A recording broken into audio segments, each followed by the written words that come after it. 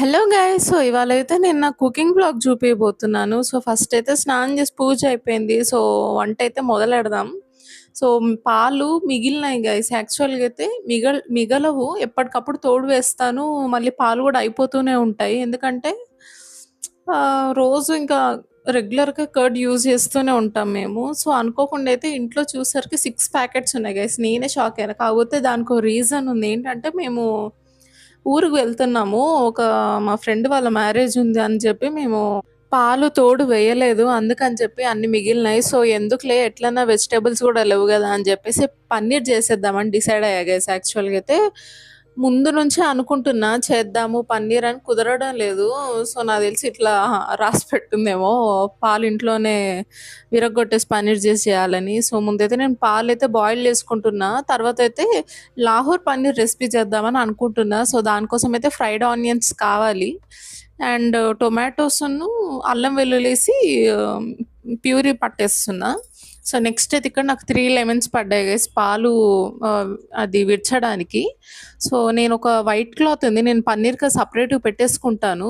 పాలు విరిగాక ఆ క్లాత్‌లో వేసుకొని నేను గట్టిగా మరీ గట్టిగా గాదు. కొంచెం నార్మల్‌గా పిండేసుకుంటా. కొంచెం చల్లటి నీళ్ళతో గూడా చేస్తా. ఎందుకంటే వేడి వేడిగా చేస్తే గూడా ఆ పన్నీర్ ఎందుకో పర్ఫెక్ట్‌గా రాదు. కొంచెం వాటర్ కింద పెడితేనే ఆ కూల్‌నెస్ తగ్గితేనే మంచిగా సాఫ్ట్‌గొస్తుంది పన్నీర్. అందుకని జెప్పి నేనింకా అలా జేస్తున్నాను.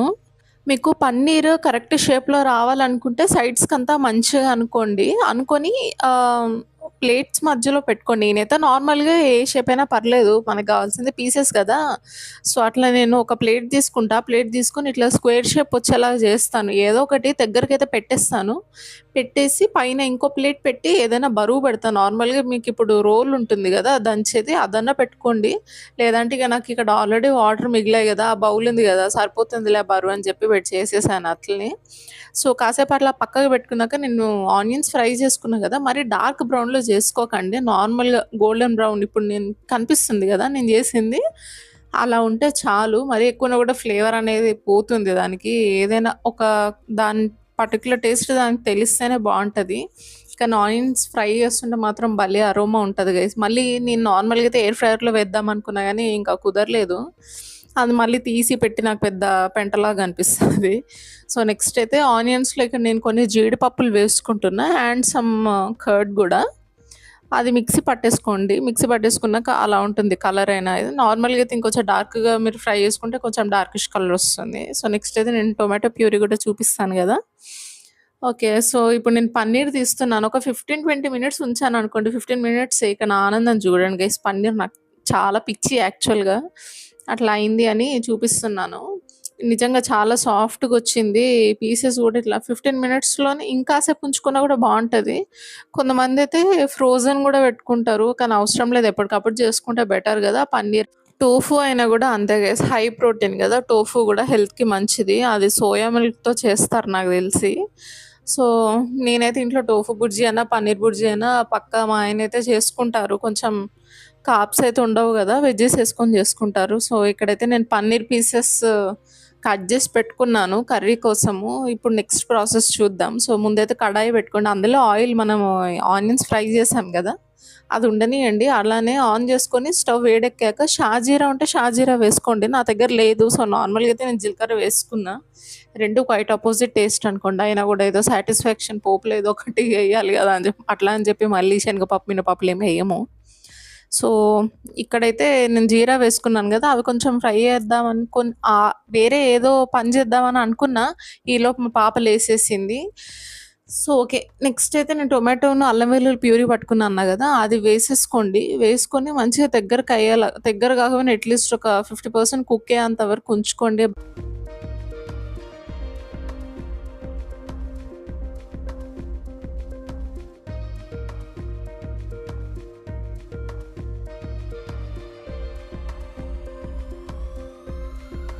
సో, గైస్ కొంచెం ఉడికింది గదా! ఉడికాక ఇప్పుడు మనం ఆనియన్స్ అది పేస్ట్ పట్టుకున్నాం గదా! ఫ్రైడ్ ఆనియన్స్ ఆ పేస్ట్ గూడా వేసేసుకోండి. నేనైతే ఇక్కడ క్లీన్‌గా ఊడ్చేస్తాను. మీకు జెప్పా గదా! ఒక ప్రీవియస్ వీడియోలో గూడా. నాకది మొత్తం ఎందుకో వేస్ట్ చేయబుద్ధి గాదు.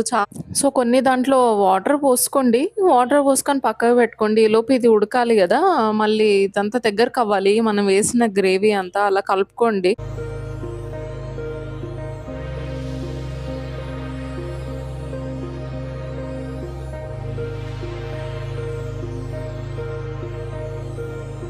సో, నెక్స్ట్ అయితే కారం వేసుకోండి. అది నేను బేడగ మిర్చితో చేసిన కారం ఉంటుంది గదా! సేమ్ అలానే ఉంటది కలర్. ఎక్కువేసానని అనుకోవద్దు. కలరే ఉంటుందది. టేస్ట్ కూడా బావుంటది.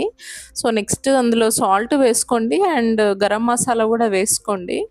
తర్వాత ధనియాల పొడి. ఈ 4 వేసుకొని కొంచెం పసుపు గూడా వేసుకోండి. నేను ముందే వేయాలి మర్చిపోయినా.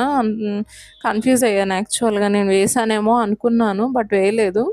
సో, పసుపు గూడా కొంచెం వేసుకొని మిక్స్ చేసుకోండి. మిక్స్ చేసి కొంచెం మనం ముందు వాటర్ పక్కకు పెట్టుకున్నాం గదా! ఆ వాటర్ కూడా వేసేసి కలిపేసి మూత పెట్టేసుకోండి. పెద్ద టైమేం పట్టదు.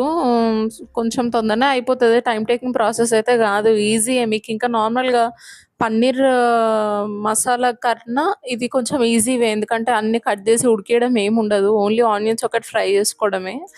సో, ఈలోపు నేను బయటికొచ్చాను గైస్. ఎంత బావుందంటే వెదరైతే చల్లగా గాలొస్తుంది. అదేందో మా సైడ్ ఎక్కువ రాదని జెప్పా గదా! వర్షమైనా గూడా నాకది ఒక్కసారిగా ఇట్లా గాలి రాంగానే భలే అనిపిచ్చింది. సమ్మర్ అంతా గూడా అసలు చాలా వేడి ఈసారి ఈ ఇయర్ నిజంగా లాస్ట్ ఇయర్ కన్నా గూడా ఎక్కువ వేడుంది.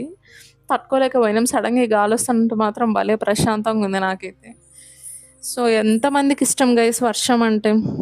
నాకైతే వర్షం చిరాకే గానీ వెదర్ ఇష్టం. కూల్‌గుంటుంది గదా! సో, నెక్స్ట్ అయితే మనం ప్రాసెస్‌లోకెళ్ళిపోదాం. సో, చూసారు గదా! కొంచెం ఆయిల్ పైకి తేలింది. అంటే అవుతుంది. దగ్గర పడుతుంది. సో, ఇప్పుడైతే ఇంకొంచెం వాటర్ యాడ్ జేసుకుంటున్నా ముందుది. ఎందుకంటే పన్నీర్ గూడా వేస్తాం గదా! నెక్స్ట్. సో, పన్నీర్‌కి గూడా కొంచెం అది గ్రేవీ టేస్ట్ పట్టాలంటే వెయ్యాలి. గైస్ మీకు పన్నీర్ ఎంతమందికంటే ఇష్టమో, నాకైతే పిచ్చి చెప్పాను గదా! నాకు ప్రతి వీకెండ్ పన్నీరైతే చాలా తింటానే ఉంటాను. అంటే మరీ ఎక్కువ గాదు. వీక్లీ వన్స్ అట్లా తింటా. ఆఫ్‌కోర్స్ మంచిదే గదా! ప్రోటీన్ గూడా. అందులో మాక్సిమం నేనైతే హోమ్ మేడ్ పన్నీరే చేస్తాను. లేదంటే బయటైతే నేను మిల్కీ మిస్ట్ వాళ్ళది తీసుకుంటాను బావుంటది. సో, ఇక్కడైతే నేను నెక్స్ట్ పన్నీర్ వేసేస్తున్నాను క్యూబ్స్‌గా కట్ జేసి. నార్మల్‌గా అయితే కొంతమంది ఫ్రై గూడా జేస్తారు ముందు. ఆల్రెడీ ఆయిల్ ఎక్కువ అనిపిచ్చింది. నాకు అందుకని చెప్పి ముందు ఫ్రై జేయలేదు. డైరెక్ట్ వేసేసాను. సో, ఇక్కడైతే నేను పన్నీర్ మసాలా ఉండే ఇంట్లో. సో, అదేసా. నెక్స్ట్ కొత్తిమీరేసాను. కసూరి మేతి గూడా మీరు క్రష్ చేసి వేసుకోవచ్చు. చాలా బావుంటది ఫ్లేవర్ అయితే. సో, ఇది కాసేపు అట్లా పక్కకు బెట్టి తీసాక చూడండి గైస్. మంచిగా కుక్ అయింది గదా! సో, చూడండి ఎంత బావుందో. ఇంకా ఆఫ్ చేసేసుకోండి. ఆఫ్ చేసుకొని కాసేపు అట్లా పక్కకు పెట్టుకోండి. దీంతో నేను కాంబినేషన్ రైస్‌లోకైతే ఆనియన్స్ పక్కా. ఆనియన్స్ అయితే నాకు చాలా ఇష్టము పన్నీర్ చేసినప్పుడు తినడము. నార్మల్‌గా డైలీ దేంట్లో అయినా తింటా. సూపర్ ఉంది అన్న కర్రీ. అందరికి నచ్చుతుంది. సో, మా ఆయనకైతే కర్రీ నచ్చింది. బావుందని చెప్పి అంటున్నారు. అది గైస్ ఇవాళైతే కర్రీ లాహోర్ పన్నీర్ రెసిపీ అంటారు. ఇక్కడ దీంతో మనం పరాటాతో తినొచ్చు, చపాతీతో తినొచ్చు. ఈవెన్ బగారా రైస్ అయినా బావుంటది. రైస్ అయినా బావుంటది. చెప్పా గదా! నేనైతే ఆనియన్స్‌తో తింటా అని. సో, అది గైస్ మీకు ఇంకేమన్నా కుకింగ్ రెసిపీస్ కావాలంటే చెప్పండి. చేస్తాను. అంతే guys. Bye. Please like, share, comment and subscribe.